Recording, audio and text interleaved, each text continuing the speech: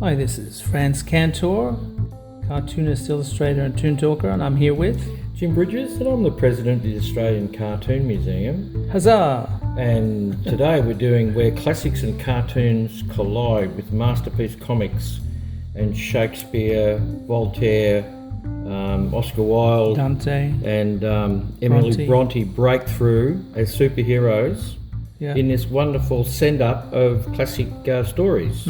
And they're all, it's published by Drawn and Quarterly. Quarterly, yeah. And when was it published in? It's been published over a 10-year period. Yeah, and they're all done by...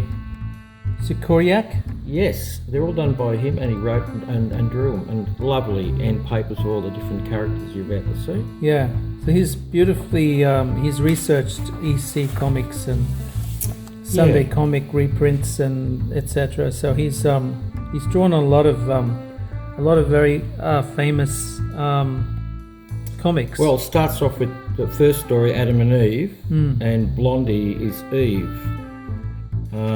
So Blondie and Dagwood. And here's an ad: draw Homer. Try for a free literature course. So here it is. So God is actually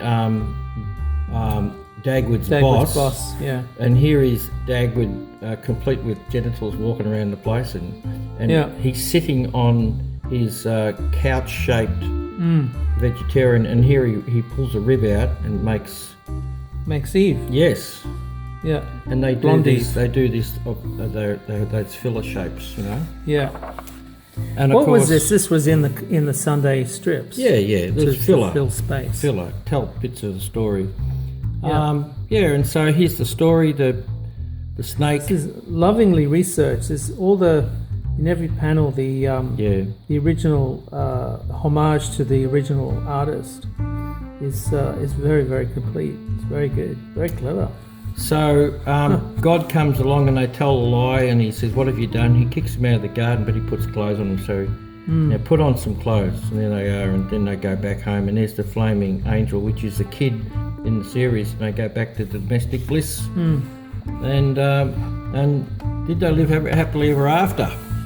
And there's the Dante's Inferno bubblegum ad. Yeah. Inferno Joe and the heathens, and the gluttons, and the wrathful, and the violent, and so the traitors. These are ads for bubblegum. Do you want? These are wrappers, bubblegum wrappers. Do you want to pick one? Because on the other side of the bubblegum wrapper was a story. Okay, well let's pick one. So what do we got here? We've got what's that? Inferno Joe. Yeah. And the Lustful. No, which one are you looking at? I'm looking Inferno Joe and his guide. Yeah. Oh. Very interesting. So they're all done lovingly in this guy knows his comics. Well, he knows his bubblegum. Yeah. So but he also knows his Dante. Yeah. Interesting mashup, really, of the mashup, of the two genres. And here we have Garfield as the devil. There's very, very cool. There's the the halo around Odie's ears. Yeah.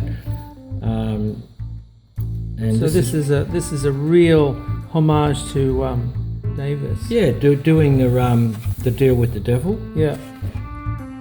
And of course. So I'm confused. Do you get the story from reading this? Do you get the story of Dante's? Of what's this based on? Mephistopheles. Yeah. Which I must admit I've never read, but I mean operas and all sorts of things. But here is, instead of saying Garfield, it's Mephistopheles, because I love my work. Anyway, very interesting. And here we have Mary Worth that's been turned into Mackworth, which is a send-up of Macbeth. Yeah. And of course over here is all of the ghost of Banquo. Yes. And of course Mary Worth is actually... here we go. Yeah. Won't these hands ever be clean? Yeah. And there's that pesky smell of blood. Yeah. So she does the Lady Macbeth. Yeah. She's Lady Macbeth. Yeah. What's done is done. Well, off to bed. And here she is all coiffured, and the matron understands everything, and here she's off her head. Yeah. Yeah. And commits suicide. Yeah. Very interesting. Mac Worth. Having successfully dispatched his boss, Mac has been promoted, but his imagination is working overtime. Very interesting. And then we have Candiggy. So we'll turn So what's it this around. base? What's the comic Well, this this is based Candid. on? This is Candid by Voltaire, and it's about this character called Candid who goes through the world and sees terrible things. So what's the name of the comic? Ziggy? Ziggy, yeah. Yeah. But now Candiggy. So I'm not familiar with Ziggy. Well, he's just Ziggy uses he's these. just a character who goes through life looking at things and sort of coming up with a simple attitude to it. Yeah. And of course, there's this character called Pangloss who says all is for the best of the in this best of possible worlds, and he sees terrible things. Yeah. It's a satire. It's a famous satire, and he says absolutely terrible things. And then at the end, he just says, "All I know is we must cultivate our garden."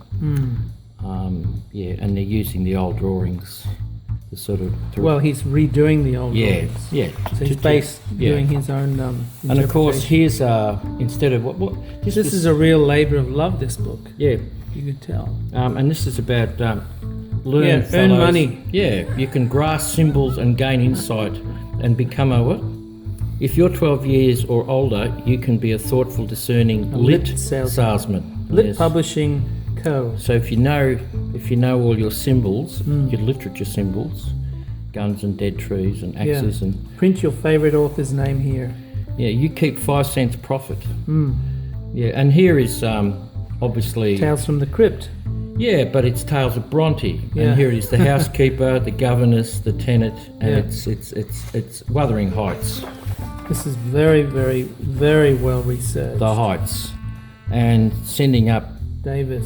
yeah, what's it, Sycamore Yak, Victoria. yeah, which is the story of what Wuthering Heights is.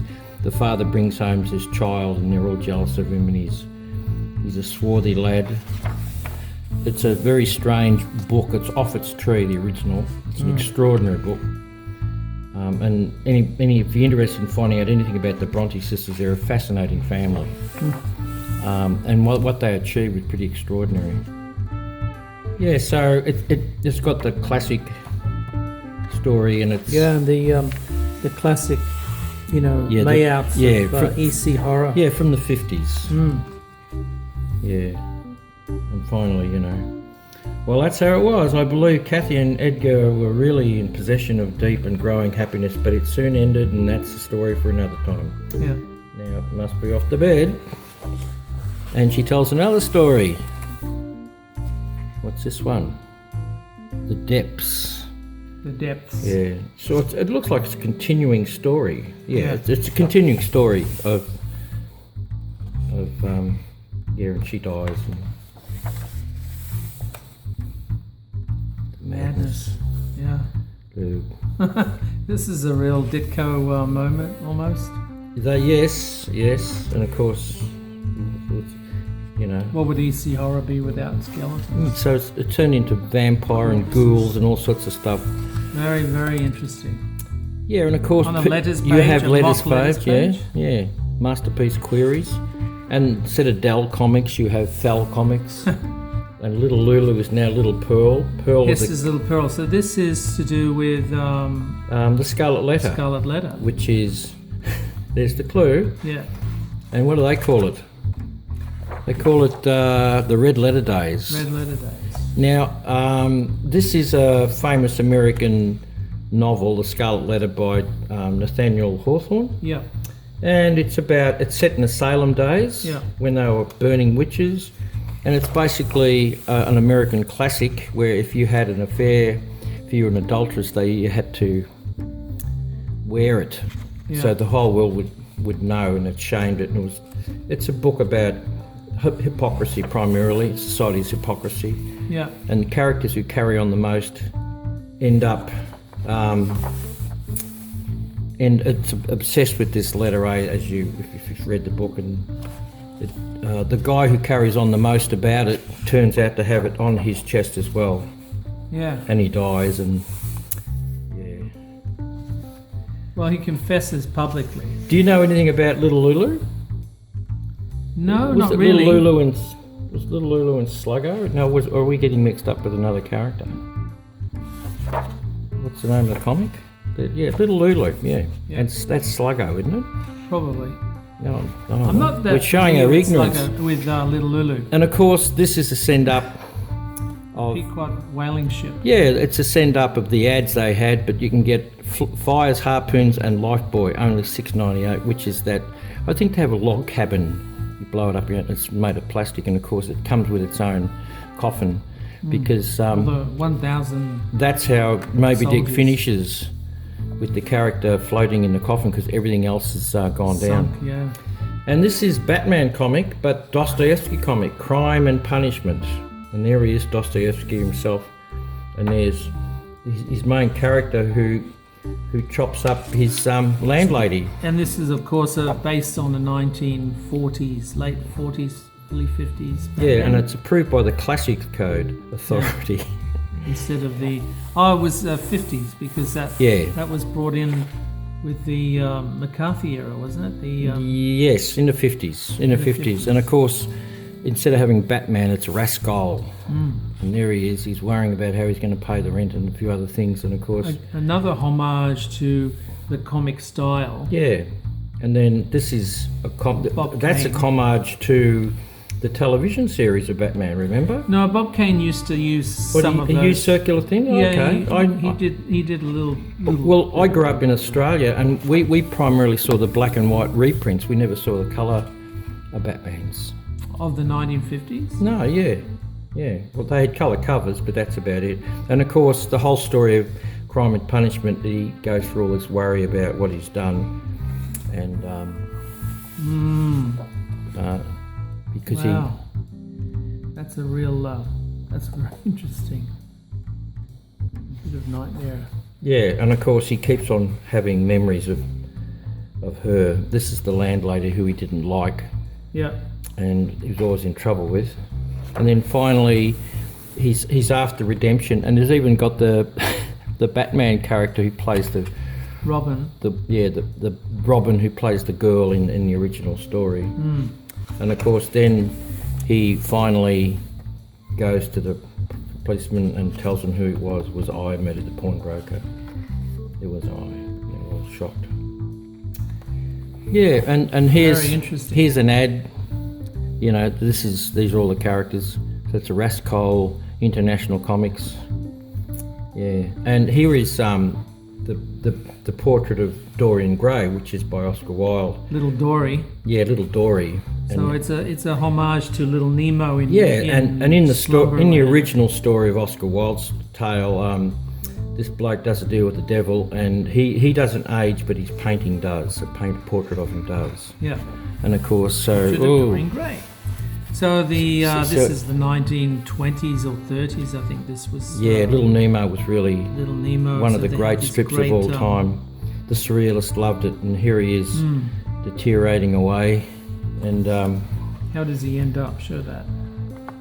Well, he gets so ugly and terrible that he actually attacks the portrait, kills the portrait. He dies, but the portrait goes back. Yeah. Portrait goes back to what it was. Yeah. So it's like a nightmare, which is what the original story was based on. Yeah, here we go. Good old Grigor Brown.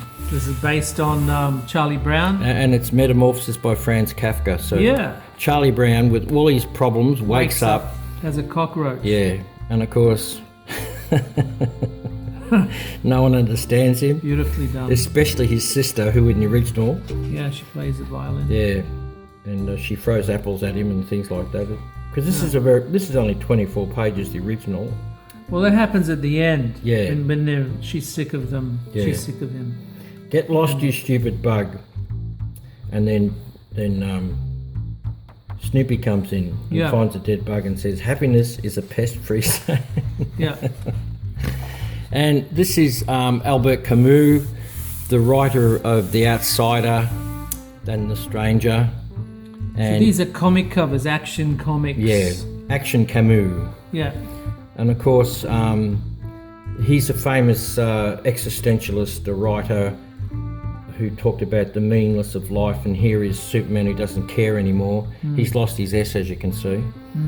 and he goes to an indestructible guillotine, a huge hateful crowd. It's all I hope for. So sending up to Camus, and here he is here. The stranger faces his most dangerous foe, the prosecutor. Gentlemen, it is without a qualm that I ask you to impose the death penalty upon this soulless, inhuman monster. That's from The Stranger, one of his novels. Yeah. And so it's not even black humour, it's a nihilistic yes. Here he is with his self-destruction. The Romance of Miss Marie. Do you love me? Well, it's a meaningless question, but I suppose not.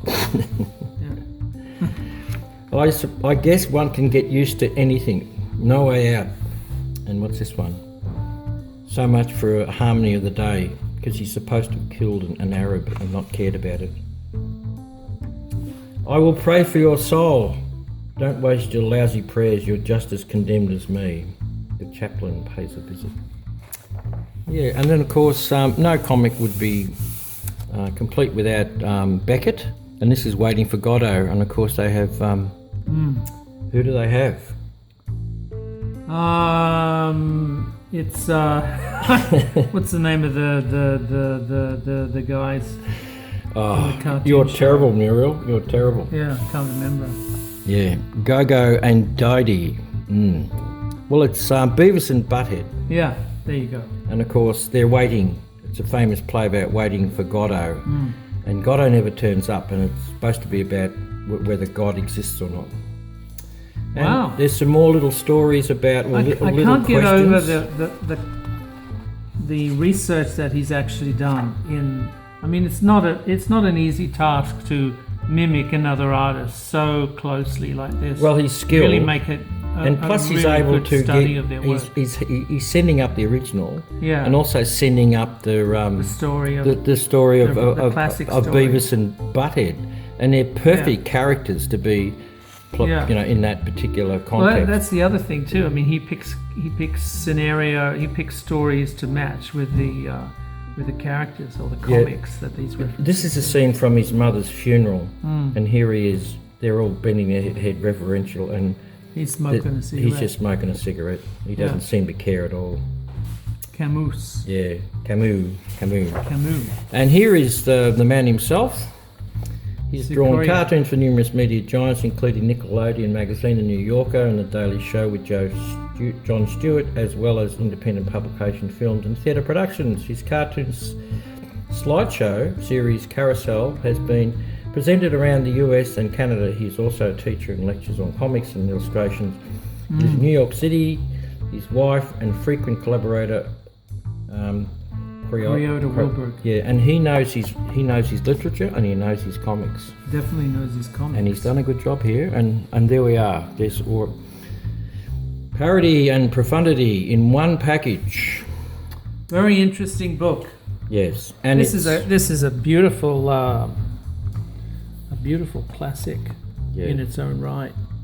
Yeah, it's I reckon it might even inspire to read the originals. Yeah, well, definitely. Yeah. Okay. All right. We'll see you around next time. This is Franz Cantor and Jim Bridges saying bye-bye.